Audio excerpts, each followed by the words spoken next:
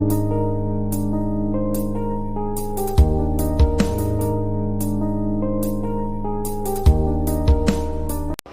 हम पढ़ेंगे एयरपोर्ट में आगे रनवे कि रनवे क्या होता है उसके बारे में। चलिए स्टार्ट करते हैं। Runway runway is a rectangular shaped paved surface on a airport designed for the landing और टेक ऑफ द एरोप्लेन। ठीक है, रनवे क्या होता है? रेक्टेंगुलर शेप की पेमेंट सरफेस होता है जिसके ऊपर हमारी जो प्लेन होता है वो क्या करता है, टेक ऑफ और लैंडिंग के लिए प्लेन काम में आता है। ठीक है, उसके बाद नेक्स्ट आगे है रनवे में भी मैन मेड सरफेस। क्या हो सकता है? मैन मेड सरफेस जिस जो जैसे कि वो एस्फाल्टिक का बना हो सकता है, कंक्रीट का, और द मिक्सर ऑफ बोथ एस्फाल्टिक और कंक्रीट दोनों का मिक्सर भी हो सकता है, और ए नेचुरल सरफेस और ए नेचुरल सरफेस जैसे कि वो ग्रास का हो सकता है, डास्ट हो सकता है, आइस का बना हो सकता है, या ग्रेवल्स का या साल्ट का बना हो सकता है। ठीक है, कि रनवे क्या होता है? रेक्टेंगुलर शेप का होता है जहाँ पे हमारा जो एयरप्लेन होता है वो टेक ऑफ और लैंडिंग के लिए काम आता है। इसके अंदर जो रनवे हो सकता है वो मैन मेड भी हो सकता है और नेचुरल सरफेस भी हो सकता है। मैन मेड मीन्स कि जैसे कि एसफाल्ट का बना हो सकता है या कंक्रीट का, या बोथ ऑफ एसफाल्ट का और कंक्रीट का बना हो सकता है। उसके बाद नेचुरल सरफेस जैसे कि वो ग्रास का हो सकता है, ग्रेवल हो सकता है, डाइट का हो सकता है, या आइस वगैरह का बना हो सकता है। हम उसको कहते हैं हमारा रनवे। नेक्स्ट आगे हम पढ़ेंगे कि रनवे का डेजिग्नेशंस क्या है उसके बारे में। ठीक है, डेजिग्नेशंस किसके ऊपर बेस्ड होते हैं? रनवे का मैग्नेटिक हैंडिंग के ऊपर बेस्ड होता है, जो 360 डिग्री कंपास सिस्टम इसके अंदर है क्या हम यूज करते हैं, ये based on the runway magnetic handing के ऊपर। ठीक है, उसके बाद यूजिंग 360 कंपास सिस्टम हम यूज करते हैं। रनवे में भी यूज टू अपोजिट डायरेक्शंस हम उसको अंदर यूज करते हैं। All runway have two runway runway have the two runway designations होती हैं। क्या होती हैं उनके अंदर? किसके ऊपर वैसे थ्री यूजिंग, इसके अंदर हम 360 डिग्री कंपास सिस्टम का यूज करते हैं। इसके अंदर दो अपोजिट डायरेक्शन में मीन्स के साउथवर्ड डायरेक्शन होती है। All runway have the two runway designations होती हैं। ठीक है, नेक्स्ट है द पिक्चर ऑफ रनवे, आपको यहाँ पे दिखा रखी है उसके अंदर डेजिग्नेशंस की। ठीक है, एरोप्लेन का सिस्टम, और यहाँ पे साउथ डायरेक्शन और नॉर्थ डायरेक्शन की ये चीज दिखा रखी है। ठीक है, the picture runway is A oriented in the north और साउथ डायरेक्शन में। द पिक्चर क्या है? साउथ और नॉर्थ डायरेक्शन के अंदर ओरिएंटेड है। The picture of would be designated on the runway 18/36 को डिनोट कर रहा है साउथ और नॉर्थ डायरेक्शन में। ठीक है, नेक्स्ट है रनवे की लेंथ क्या होती है, कि रनवे लेंथ होती क्या है इसके बारे में हम पढ़ते हैं। A runway of at least 66,000 feet in a length usually educated for the aircraft के लिए। ठीक है, ये क्या है? A runway of at least 6,000 feet in a length is usually educated for the aircraft weight below approximately 90 kg wait के लिए हमारा जो एयरक्राफ्ट है 6 फीट के लिए एटलीस्ट। ठीक है, यूजली होता है बिलो। उसके बाद है next, largely aircraft including wide bodies will be usually required at least 800 feet के लिए। ठीक है, एट द सी लेवल के ऊपर and the somewhat for at a higher altitude elevated airports पे। ठीक है, उसके बाद नेक्स्ट है international wide body flights which carries substantially amount of fuels and therefore the heavier may also be landing requirements of a 10,000 feet के लिए means की 3 metre के लिए लैंडिंग रिक्वायरमेंट। ठीक है, और a more of take off requirement के लिए 13,000 फीट या 400 मीटर। ठीक है, 400 मीटर का हम। उसके बाद है रनवे में आगे एट ए सी लेवल के ऊपर 3 metre can be consider as educated land to land virtually any aircraft के लिए। ठीक है, नेक्स्ट है an aircraft will need a longer runway at a higher altitude के ऊपर। एयरक्राफ्ट के हमें किसकी जरूरत है? लॉन्गर रनवे की जरूरत होता है due to the decreased due to higher altitude due to decrease the density of air at the higher altitude which reduce lift. किसको रिड्यूस करता है? Reduces lift and the engine power को requires higher take off and the landing speed. किसमें requiring होती है? Higher taking off और landing speed के लिए। उसके बाद हम आगे पढ़ते हैं रनवे ओरिएंटेशन और उसकी डिजाइन क्या होता है, कि रनवे ओरिएंटेशन क्या चीज होती है। ठीक है। Runway orientation is a rectangular area on a aerodrome used taking landing और टेक ऑफ के लिए। रेक्टेंगुलर एरिया सरफेस होता है जहाँ पे हमारा जो एरिया होता है एयरक्राफ्ट होता है वो टेकिंग और टेक ऑफ के लिए यूज करते हैं। ठीक है। Runway orientation is the important in airport planning के अंदर। जो हमारा रनवे ओरिएंटेशन होता है वो इम्पोर्टेंट होता है इन एयरपोर्ट प्लानिंग के अंदर। Current practice is layout a runway in a direction of prevailing point directions के अंदर। currently practice is to lay out a runway in the direction of prevailing point। Next हम आगे पढ़ेंगे कि factor affecting of runway orientation क्या होते हैं, कि कौन कौन से फैक्टर्स होते हैं जो हमारे रनवे ओरिएंटेशन के ऊपर इफेक्ट डालते हैं। फर्स्ट है कि उसकी वाइंड की कंडीशन क्या है, किस डायरेक्शन में चल रही है, वो भी हमारे फैक्टर इफेक्ट डालती है रनवे की उसके। नेक्स्ट है एयर स्पेस एबिलिटी, की एयर स्पेस एबिलिटी कितनी है उसके ऊपर वो चीज़ फैक्टर इफेक्ट करती है। उसके बाद है इन्वायरमेंटल फैक्टर्स, इन्वायरमेंटल के फैक्टर्स भी इफेक्ट डालते हैं। उसके बाद है ऑब्स्ट्रक्शंस टू नेविगेशन के लिए। नेक्स्ट है एयर ट्रैफिक कंट्रोल विजिबिलिटी, ये चीज़ें फैक्टर्स हैं जो इफेक्ट डालते हैं। उसके बाद वाइल्ड लाइफ हैजार्ड्स, उसके बाद trainer and the soil considerations, जो भी होती है सोइल की क्या कंडीशन है वो चीज़ें। दिस टाइप ऑफ ये क्या होते हैं हमारे फैक्टर्स होते हैं जो हमारे इफेक्ट डालते हैं रनवे ओरिएंटेशंस पे। नेक्स्ट हम पढ़ेंगे importance of runway layout, importance क्या है रनवे लेआउट की इसके बारे में। Determinations of runway is a critical task, determination of runway is a critical task होता है। ठीक है। उसके बाद it is a very important for the safe take off and the approaches के लिए, it is a very important है safe take off और अप्रोचेस के लिए। The width and the sloping of a runway also play a important role of the safe approaches के लिए। जो width और जो स्लोप होता है runway also important role safe approaches के लिए प्ले करते हैं।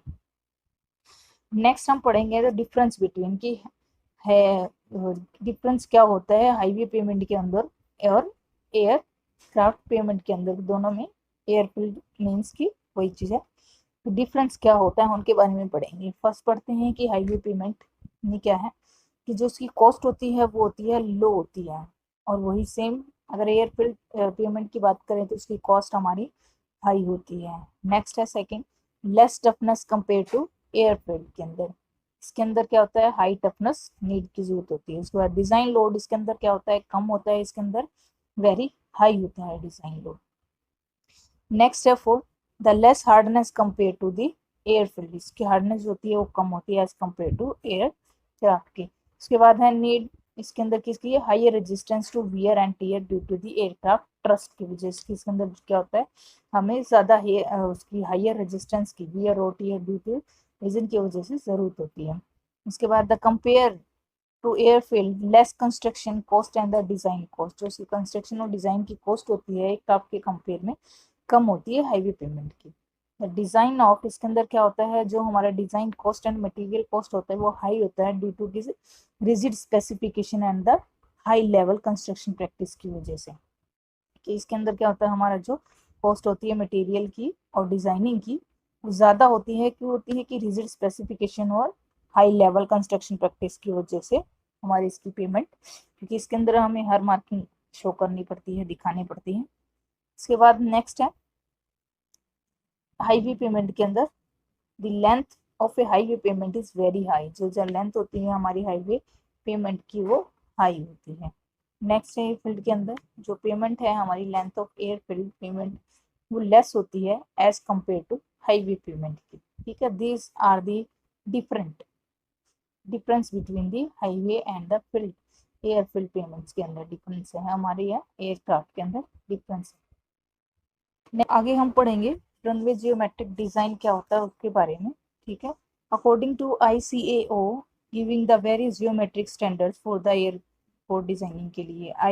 ICAO के मीन्स की फुल फॉर्म क्या है international civil aviation organization standards, उसको बोलते हैं हमारी इसकी फुल फॉर्म है ये international civil aviation organization standards उसको बोलते हैं। उसके अकॉर्डिंग कि हमारे डिज़ाइन जियोमेट्रिक डिज़ाइन उसकी रनवे की लेंथ कितनी होनी चाहिए, उसकी विड्थ कितनी होनी चाहिए। जो हमारी रनवे की लेंथ और विड्थ है उसका अकॉर्डिंग ऑफ सेफ्टी एरिया क्या होना चाहिए, उसकी ट्रांसवर्स जो भी हम ट्रांसफर डायरेक्शन में ग्रेडियंट है वो कितने होने चाहिए, उसके बाद लॉन्गिट्यूडनल और इफेक्ट ग्रेडियंट कितने होने, इफेक्टिव ग्रेडियंट, उसके बाद उसका साइड डिस्टेंस कितना होना चाहिए। These are the points are क्या है, ये इसके जियोमेट्रिक डिजाइन के अंदर हमें ये सब चीजें चेक करनी पड़ती है।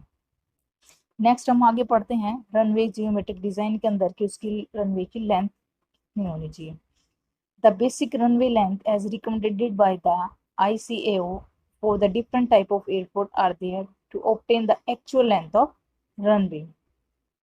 For the corrections, elevations, temperature and gradient are applied on the basic length. According to किसके करते हैं कि वहाँ के temperature क्या है, corrections, elevations, temperature, gradient के according apply करते हैं basic length. Next है second कि runway width क्या है, उसकी क्या होनी चाहिए। अकॉर्डिंग टू ICAO के अकॉर्डिंग रिकमेंडेशन जो पेमेंट की विड्थ है वो वेरी करती है 45 मीटर से 18 metre for the different type of aircraft के लिए, ठीक है। उसके बाद aircraft traffic is the more concentrated in the central के अंदर कंसंट्रेट होती है, जिसकी विड्थ कितनी होती है 24 metre for the runway pavement के लिए। नेक्स्ट है उसकी width and the length of safety area के अकॉर्डिंग की कितनी होनी चाहिए। According to safety area consist of a runway which is paved area plus इसके अंदर क्या होता है, एरिया प्लस शोल्डर का ऑन दी आइदर साइड, दोनों साइड का, और फिर runway plus the area of cleared graded and the drain is also सोन इन, जैसे कि इसके अंदर दिखा रखे हैं टोटल जो हमारी width area safety area length के अकॉर्डिंग कौन सा होता है, जिसके अंदर हमारे शोल्डर भी इंक्लूडेड होते हैं बोथ साइड के, रनवे भी होता है प्लस जो एरिया क्लियर्ड होता है, ग्रेड होता है और ड्रेन का है वो भी हमारा width of area safety area के अंदर आता है। जैसे कि इसके अंदर सारे सेक्शन आपको दिखा रखे हैं सेफ्टी एरिया कौन कौन से हैं दोनों साइड में, ठीक है। Next the shoulder are usually unpaved होते हैं, they are use for the during emergencies के लिए हम इसको यूज करते हैं। अकॉर्डिंग टू उनकी वैल्यूज आपको विड्थ की कितनी होनी चाहिए, ICAO के अकॉर्डिंग रिकमेंडेड है कि कंडीशन की टाइप ऑफ एयरपोर्ट कैसा है उसके अकॉर्डिंग, जैसे कि नॉन इंडस्ट्रियल रनवे है और इंडस्ट्रियल रनवे है, दोनों के अंदर ABC कौन सी केस की हमारा टाइप ऑफ एयरपोर्ट है ABCD, ठीक है। तो उसके अंदर क्या है जो विड्थ सेफ्टी एरिया कितना होना चाहिए 150 मीटर और 78 metre, A B and C के लिए 150 होता है, D एंड E के लिए 78 मीटर होता है फॉर नॉन इंस्ट्रूमेंटल रनवे के लिए। नेक्स्ट है इंस्ट्रूमेंटल रनवे के लिए ABC सब के लिए क्या होता है, मिनिमम जो हमारी जो विड्थ ऑफ सेफ्टी एरिया होती है वो 300 मीटर होती है, ठीक है। नेक्स्ट है ट्रांसवर्स ग्रेडियंट, क्या है ट्रांसवर्स ग्रेडियंट्स के अंदर, transverse gradient is essentially for the quick drainage of surface water, जो हमारे सरफेस का वाटर होता है उसके लिए हम ट्रांसवर्स ग्रेडियंट को प्रोवाइड करते हैं। The surface water is allowed to pond on a runway the aircraft may be meet serves and hazards, ठीक है। If the surface area allowed to pond on the railway, the aircraft can meet the subs hazard. उसके बाद है ICAO के recommendation के according जो runway की payment है should be not be axis कितनी होनी चाहिए 1.5% फॉर ABC के लिए, ABC एंड D के लिए, and 2% for the D and E type of air, ठीक है, एयरक्राफ्ट के लिए यूज होती हैं। उसके बाद अकॉर्डिंग टू ICAO की does not recommend the minimum transfer gradient runway payment should not be greater than 0.5% से, ठीक है।